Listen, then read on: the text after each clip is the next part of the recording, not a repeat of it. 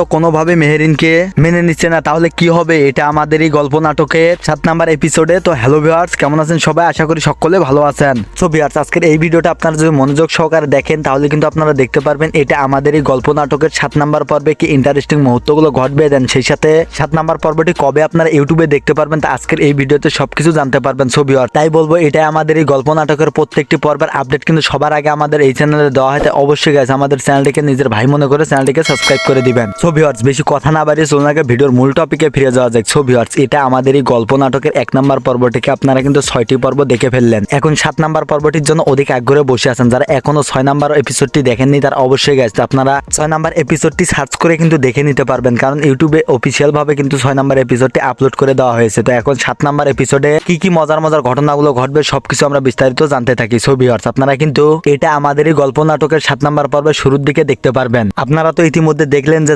সামিরের বাবা কিন্তু মেহেরিনকে কিন্তু অনেক পছন্দ করে ফেলেছে, এবং সেই সাথে আপনারা এটাও দেখলেন যে মেহেরিন কিন্তু খাবার বানিয়েছে, সেই খাবারগুলো খাইয়ে সামিরের বাবাকে মুগ্ধ করেছে। সামিরের বাবা তো মেহেরিনকে খুশি হয়ে তার মায়ের আসনে বসিয়েছে। তার মা একইভাবে পায়েস পাক করেছিল, এবং সেই পায়েস তো এতদিন পর মেহেরিনের পায়েসের টেস্টের সাথে একদম মিলে গেছে, এবং সেই সাথে সামিরের বাবা খুশি হয়ে তো আপনারা দেখতেই পারলেন মেহেরিনকে তার মায়ের আসনে বসালো, যার কারণে সামিরের মা একদম রেগে যায় এবং ওখান থেকে সকলকে বলে যে আমি তাহলে এতদিন কি পাক করলাম, আমি যা পাক করেছি সব তো অখাদ্য কুখাদ্য হয়েছিল, কারণ এতদিন তো আমার পাকের মধ্যে কারো গুরুজনের কথা মনে পড়েনি। এই কথা বলে ওখান থেকে চলে গেলে এরপরে যেটা হবে, সামির বাবা তো মেহেরিনকে ডাকবে এবং মেহেরিনের সবকিছু শুনবে এবং মেহেরিনকে ভালো করে চিনবে, যার কারণে মেহেরিনকে সে মন থেকে বৌমা হিসেবে অনেক পছন্দ করবে। এরপর তো সামির ঘুম থেকে এসে খাবার টেবিলে খেতে বসলে সকলেই তখন সামিরকে খাবার দিলে ঠিক সেই মুহূর্তে সামিরের বাবা এসে সামিরকে বলবে, সামির এতদিন পর তুই একটা ঠিক কাজ করেছিস, তুই একটা সঠিক মানুষকে বিয়ে করে আমার বৌমা হিসেবে এনেছিস, আমি তো অনেক খুশি। এবং সেই সাথে মেহেরিন তো আমাদের পুরো পরিবারের সকলের মন জয় করে ফেললো, এবং তোর মা তো তোকে নিয়ে একটু বিরক্ত, কিন্তু তুই কিছু মনে করিস না, সবকিছু ঠিক হয়ে যাবে।